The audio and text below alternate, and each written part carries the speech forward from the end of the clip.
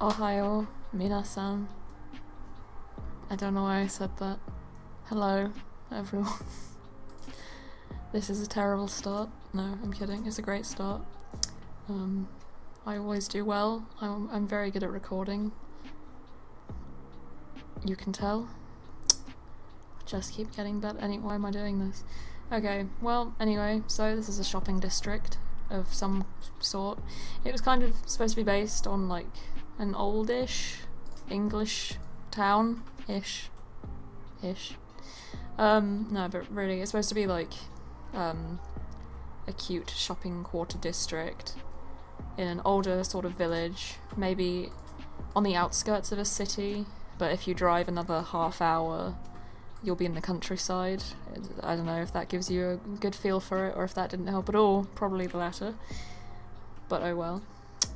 So, it's just an amalgamation of several different shops. There's a lot here. They're all quite small though, because I was imagining it as buildings that were erected like 100 to 300 years ago, you know, thereabouts.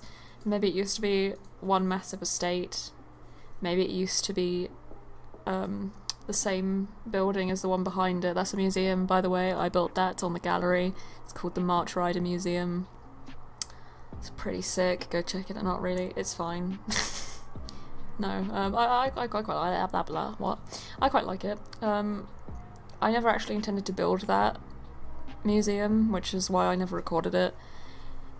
I don't really know why. I think it's because I wanted a museum there. I knew I wanted one there. But on the gallery, most museums that I come across anyway, maybe I just searched for the wrong things, but a lot of them are very modern. They're all really gorgeous, but I just really wanted, for Windenburg, you know, I really wanted an old one that's been there for a long time. You know, they probably hold lectures there from renowned professors or fellows, things like that. So just wanted it to look classic in the middle of Windenburg. And since this is also in Windenburg, obviously, I wanted this to also look quite classic English. So the shops we have also reflect the area. So there's, okay, well, the first shop, you know, you don't know what that is right now, but the one on the far left right now, with the balcony on the top, that one, that's the downstairs anyway, is sort of a bakery. It's really, I based it on, in a lot of train stations you go to in London, there'll be a counter where you can just buy pastries, because we like pies and pastries, I guess, I don't know. So I stuck that in, because this is kind of this area in Windenburg, it's a really sort of shopping quarter district already.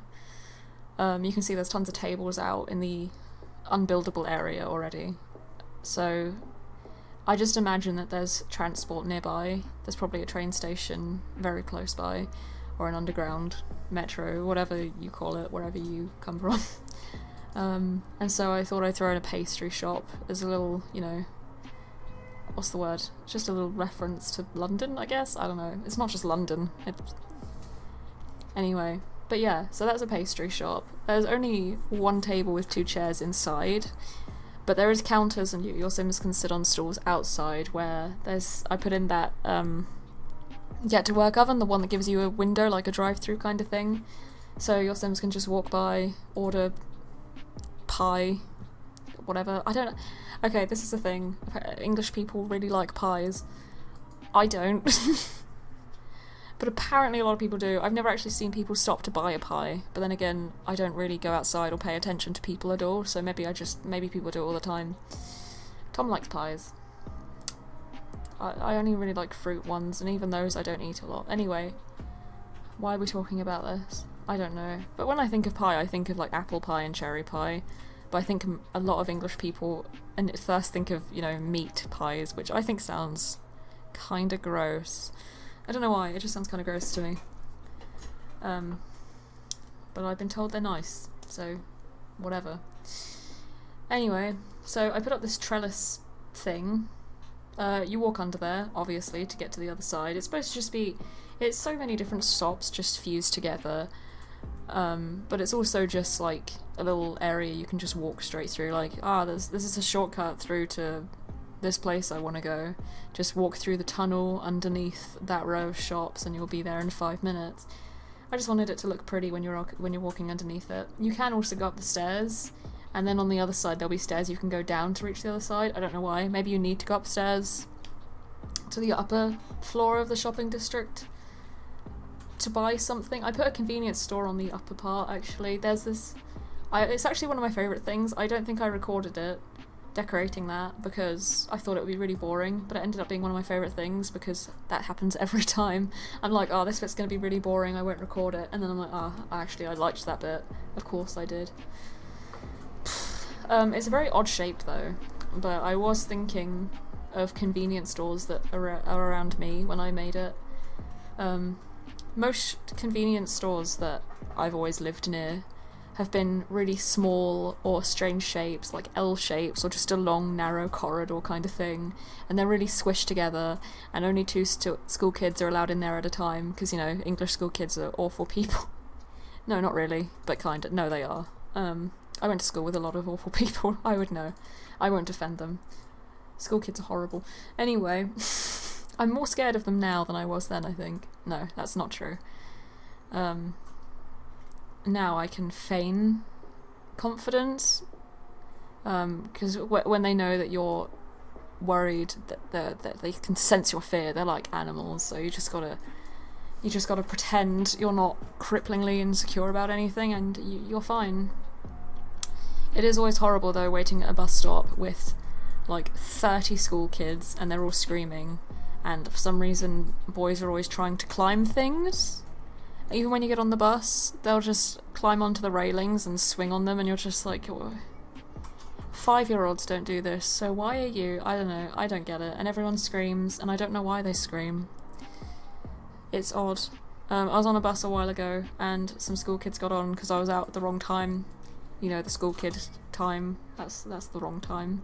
So is rush hour though, that's worse. But anyway, at least in rush hour, it's nearly all adults and everyone's cripplingly depressed and wants to die, so they leave you alone. But school kids, they scream, and sometimes they'll talk to you to impress their friends. I don't know if many other countries have this, because I know in America you guys have school buses, right? I think quite a few countries probably do.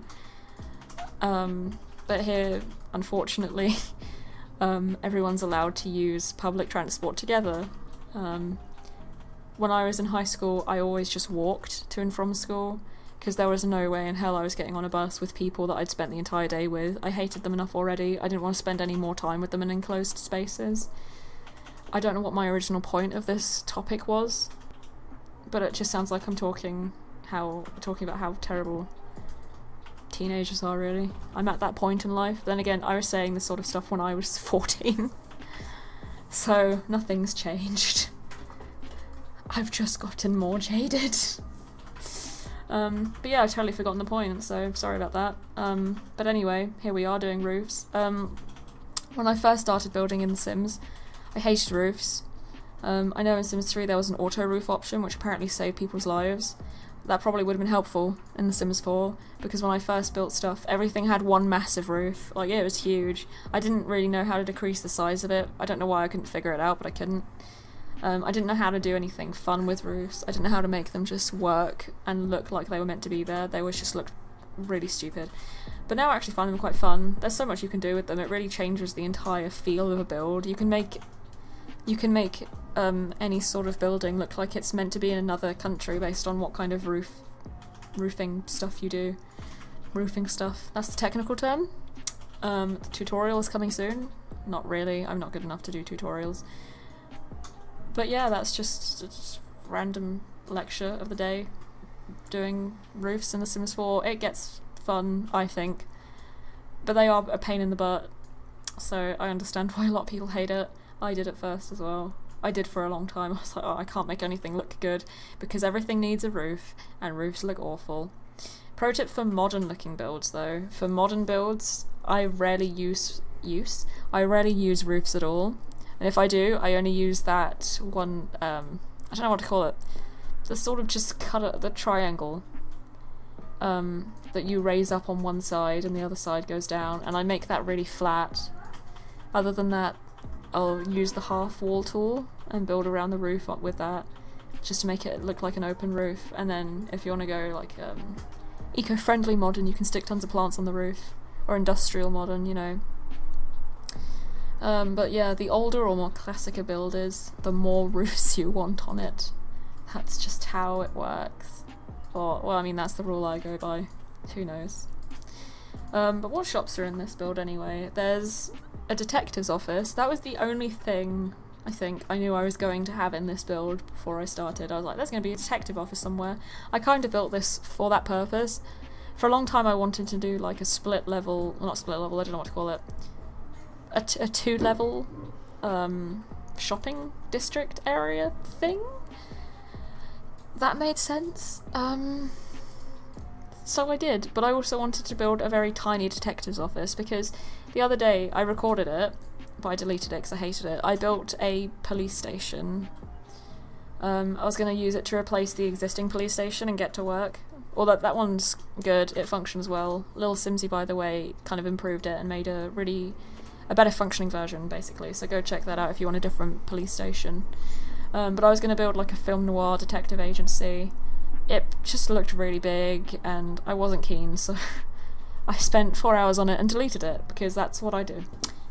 And I thought about uploading it anyway, but I was like, oh no, I think it's terrible, so why would I subject other people to it? I just wanted to build a really small one, and so I built a really big shopping district and stuck a small detective agency in that instead. Nearly all the shops in this build are very small. The biggest one, I believe, is a toy store. The downstairs level, however, is small, but the upstairs is pretty big. There's a lot the kids can do in that shop. It's pretty neat. But let's see, what do we have? So we have that pastry shop, which is the first port of call when you get here. Go buy yourself a croissant, or a pain au chocolat, or a pie, whatever floats your boat. Right next door there is a tiny gardening shop, which I think is cute but very small. They have very limited stock, but I assume you go in there for bouquets and flower arranging services, you know. So there's that. And then directly beside that flower shop is the entrance to the toy shop, which has a massive upstairs, and you can obviously buy toys. I built a train track thing, train set. I don't know, you'll see it in the next part of this video. And it also has like a creative area where kids can paint, and there's a reading nook, which is adorbs, you know how it is. The train track is my favourite thing. I think that's pretty neat.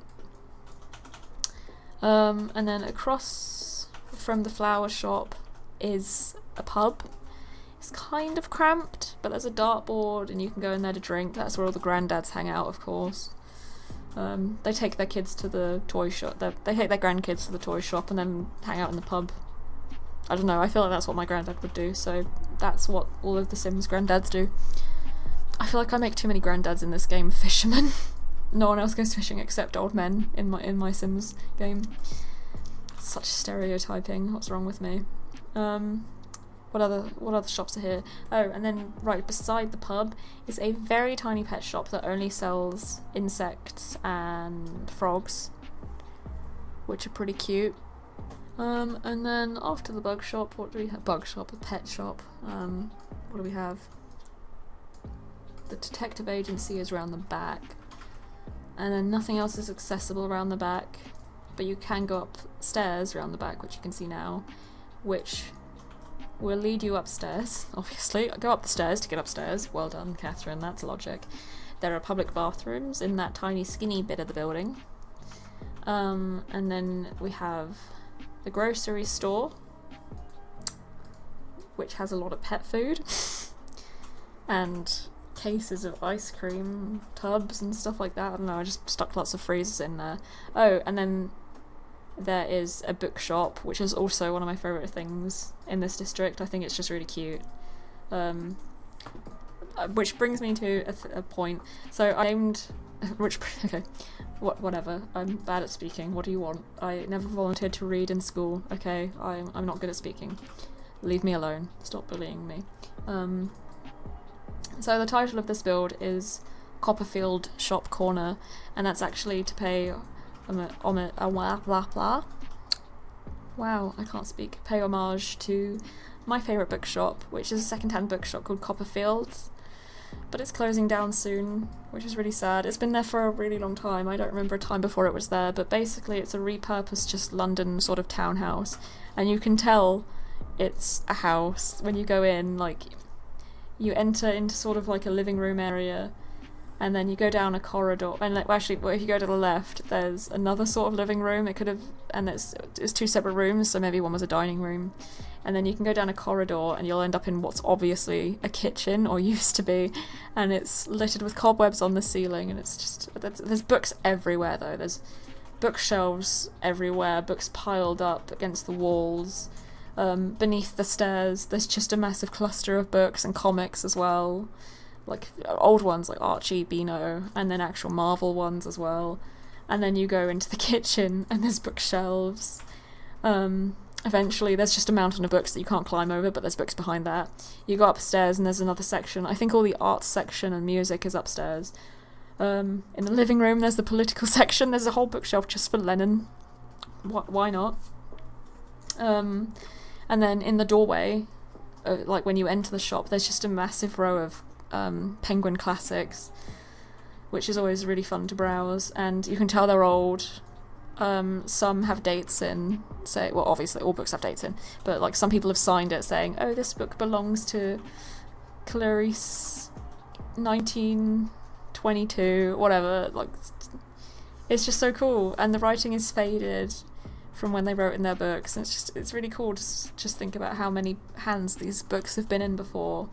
And some look waterlogged, like they've travelled across the sea, and who knows what have happened to them. And some, once I bought a book, I might have mentioned it before actually, once I bought a book that actually had a little note in it, like a letter saying, congratulations on your marriage, which I felt really bad about. It was really cool to see it and read it, but I felt really bad that someone got these people a wedding gift and it ended up in a second-hand bookshop. But oh well, maybe they read it and they loved it and they wanted other people to read it too. That's what I like to think. Oh, we're decorating the pastry shop right now, by the way. Very small. Very small. But, I mean, a lot of shops in London are like this. You can buy a really quick thing just to take out. Most people want to take out and just go to get their train or whatever. But whatever seats are inside will be taken constantly. It's like certain people never leave these shops. There's a shop near me where you buy sandwiches, and there's only like there's two seats in there, and they're always taken. If not by two people, then by one guy with a massive bag or something. But you can never sit inside these places. I don't know how these people get in there. They must arrive there at opening time and never leave. That's what I picture. But yeah, you can order your pastry outside that little window there. Adorable. You don't have to go inside at all. Just that's my kind of shop, the one I don't have to go into. What was I saying? Right, but yeah, so my favourite bookshop is a second-hand bookshop that it's a repurposed house. It's adorable. There's so many books you can buy, so many treasures, hidden gems, and it's closing soon, which is really sad. But the name of that bookshop is Copperfields, and so that's why I named this shop quarter Copperfield. Just as a little reference, because I am very sentimental to a stupid degree, and I am very sad that my favourite bookshop is going to disappear. But there we go. That's the way life goes. Very sad. Let's move on. What else is here? So I got distracted talking about sad things, but other shops. Oh yeah, there's a tiny clothes shop. Originally I made it to be like a wedding boutique, but now it's just a cute, expensive clothes kind of boutique, I guess. You know, the kind of shop is tiny. All of their clothes are ridiculously expensive, so only middle-aged mums / housewives can shop in there. That kind of place. And directly below that is sort of like a, I don't know, nail / hair salon. I want it to be hairdressers, but obviously we don't do that in The Sims, so I kind of tried to make it look like it's hairdressers, but you can go there to get hand massages if you have a spa day. Or you could, and because it's a retail lot, you can buy makeup and nail polish. And you can download some CC and stick some painted nails on your Sims and use your imagination. EA, come on, you gotta give us nail and hair salons. World of Warcraft lets you get a haircut, so why doesn't The Sims? Where's my immersion? EA, step it up. Step it up. But yeah, I think we're cutting off just about now, so stay tuned for part 2 where we're actually decorating everything. See you next time. Don't forget to like and subscribe. Bye for now. Oh, I said that too early. Well, again, like and subscribe, you know. Bye bye.